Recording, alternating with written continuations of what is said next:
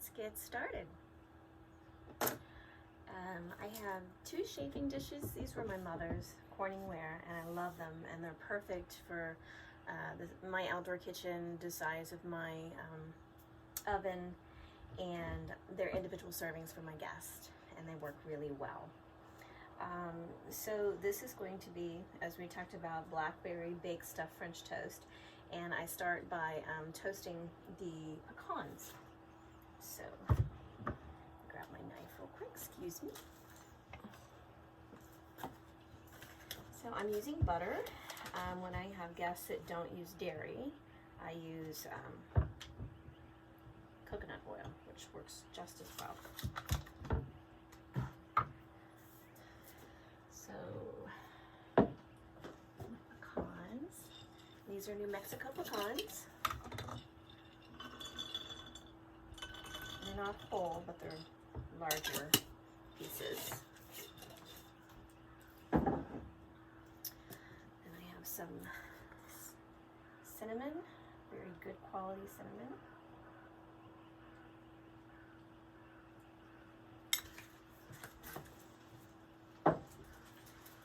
And even though this is a sweet, brunch or breakfast item, I still use a little salt. I use unsalted butter. Okay, so we have pecans, butter, cinnamon, salt, and I'm going to pop these into the oven for just a few minutes. Most nuts are better, a little bit toasted. So I already have my oven preheated at 375. If I was toasting nuts to store or to make, like I make spiced pecans, and those are really good in the winter, especially with mulled wine. You do it at a much lower temperature, like 200 for a longer period, but I've got the oven preheating to pop the French toast into when we're done. So I'm just using that. Okay. So I have organic eggs, local eggs. So use the best quality food you can, and local if possible. Get to know your farmers.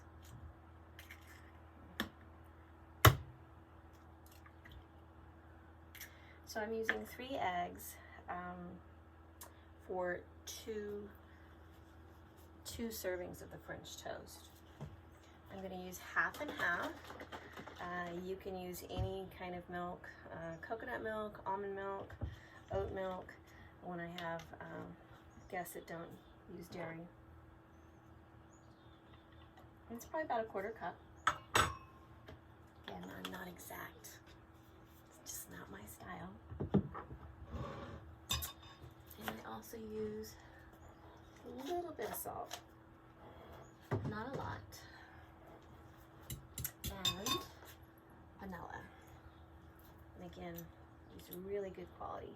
Get most of my spices from Santa Fe Spices. Of course, spices are an imported product unless it's chili, which would be very New Mexico. But at Santa Fe Spices, and they do such a beautiful job, the spice shop, and they grind their spices fresh each week. So I usually travel over the winter, and when I come back in the spring, I throw all my spices away and I start over.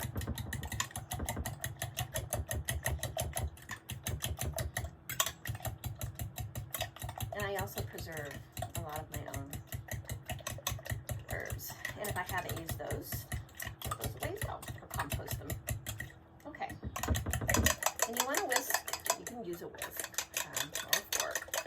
Mix it really well, so you don't end up with any the egg white.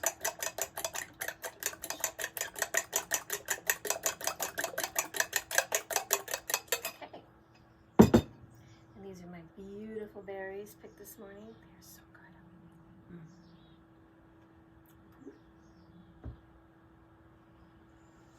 Okay. So that's all I can do to prepare until the nuts come out. But I do know what I can do. So one of the best things for breakfast is sparkling wine or champagne. So this is a lovely sparkling wine from Black Mesa Winery. It's a rosé. It's gorgeous.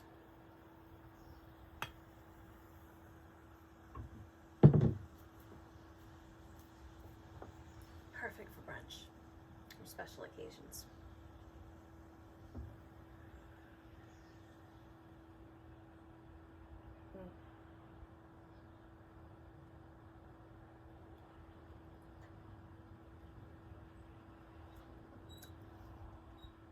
Absolutely lovely.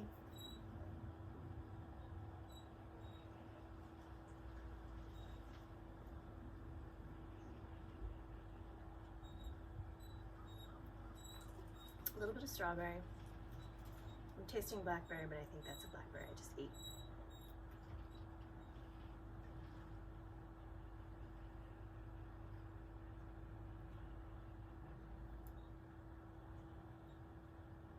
Maybe a little vanilla.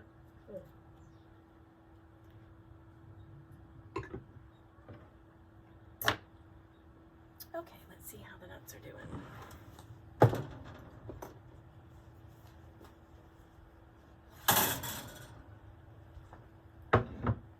And just enough to toast them a little bit. And this is also how I oil the little dishes. So now I'm just taking a spatula and making sure the butter and the spices are blended nicely with the nuts, and just circling around, and that oils my little dishes. And they're not non-stick, but they clean up pretty easy.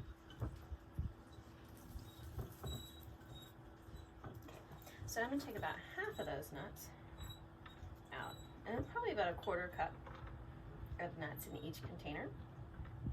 So I leave some on the bottom because we're going to build this in layers. So you have all that beautiful, get a little bit of everything in each bite. Okay, so now I have the butter and the seasoning and the nuts in the bottom. So I'm going to add a few berries. Just think about how you might get one in each mouthful.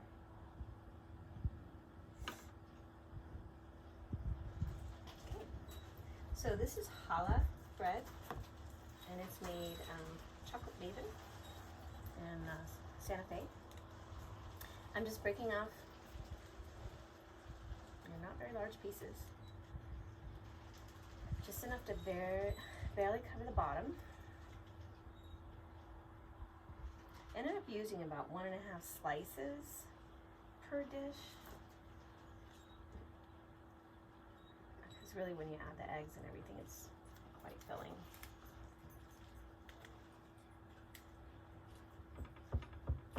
Okay, some nuts. Hello. Hi. How was your walk? Oh, wonderful.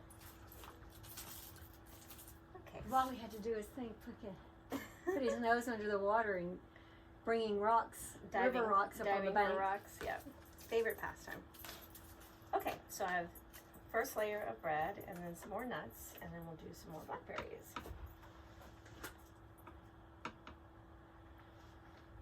Would you like to try some sparkling wine, Lily? Yes. It's fabulous. It's actually a sparkling rosé. Is this it over here? Sure. Okay, so there's another layer of blackberries. Got a glass? Oh, this is it. There's wine everywhere here. Yeah, wine, yes. The abundance. Oh, simple, delicious wine and food. Drink, that's plenty. Yeah, thank you. Wow. Okay, so then I'll just do another layer of the bread.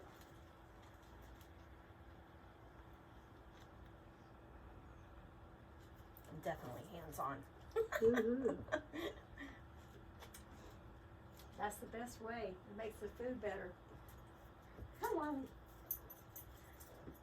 Well, and if in this lifestyle, any appliance or tool you have, if it doesn't do more than one job, it's not worth the space. Okay, so more pecans.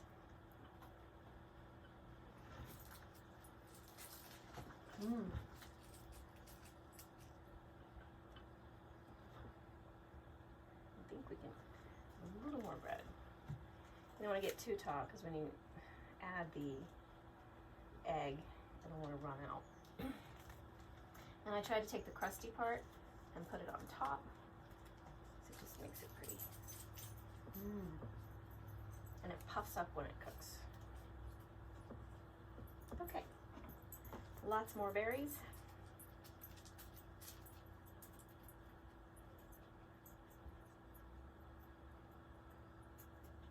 Is it good? It's wine, by the way. Isn't it beautiful? Delish. Yeah.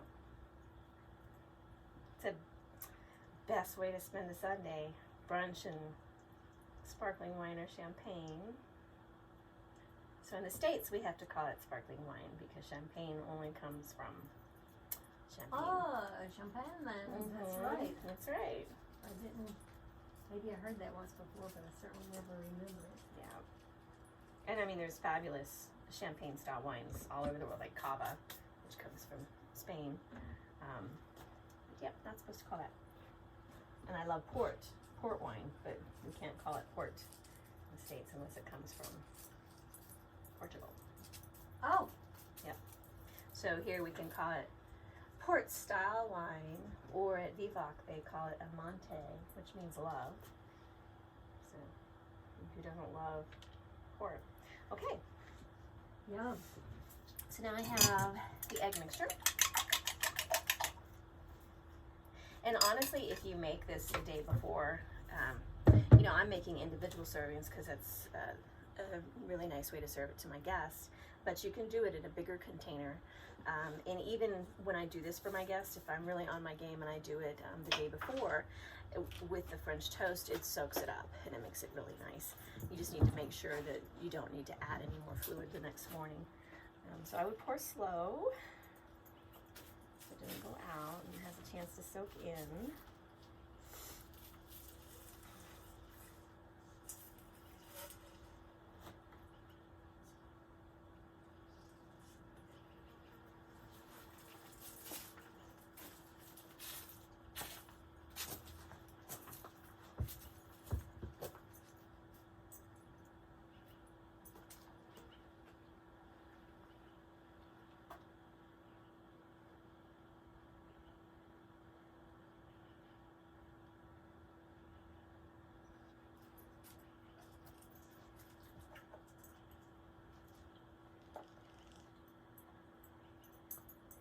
If you get going too fast, it runs right over the edge.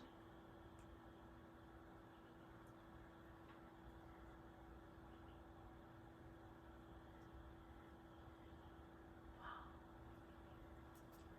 That's it. And I press it down a little bit to make sure that all the bread has a chance to be with the egg.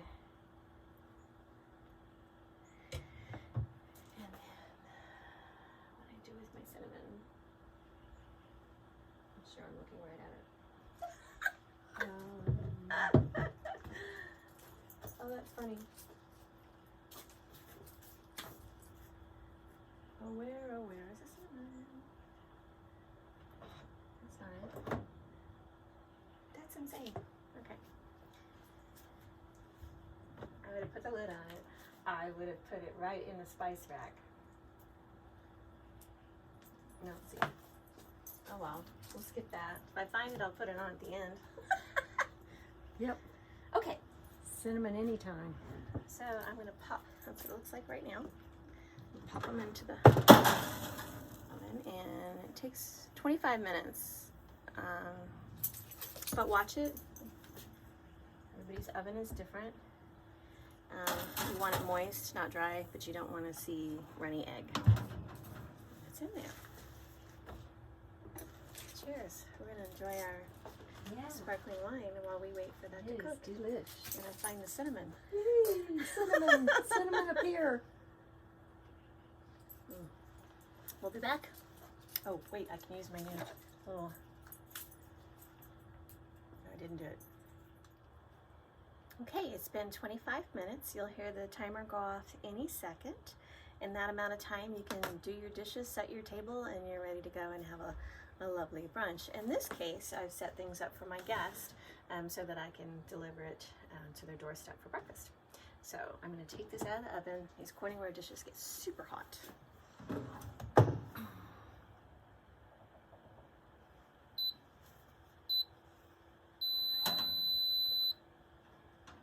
you see how beautiful that is? All brown on the top. It smells heavenly.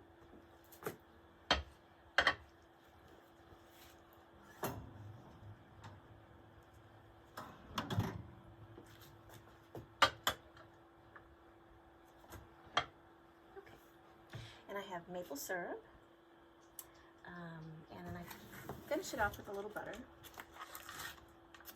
It might not be as exact as Julia Child's, but I like butter and wine like Julia Child's does. So put a little butter on the top, makes it glossy and beautiful and rich tasting. And if you're not using butter, but you're using coconut oil, it works just as well. Or at least it's better than nothing. I actually like the taste of coconut oil. Okay, I'm going to decorate with two beautiful little purple aster. I never deliver a dish without some sort of garnish. And so these are purple asters, and asters are actually edible. The roots, the leaves, the flowers, and they have medicinal qualities, but that would be another show. So here we are, and I will also show you what it looks like from the top so you can get a better view. And there's warm maple syrup there as well. Everything is local except for the maple syrup, of course, but you could also use local honey. I have lots of local honey. And so this is, like I said, the baked stuffed French toast with blackberries, but I do it with peaches, I do it with plums, I do it with any local fruit that I have. We're in apple season right now, and pears, and that works beautifully. And you can change this spices that you put in there. If you use pears, you could put in a little fresh ginger. With apples, the raisins are really nice, and I make my own raisins because I have a lovely grapevine here. So, bon appetit.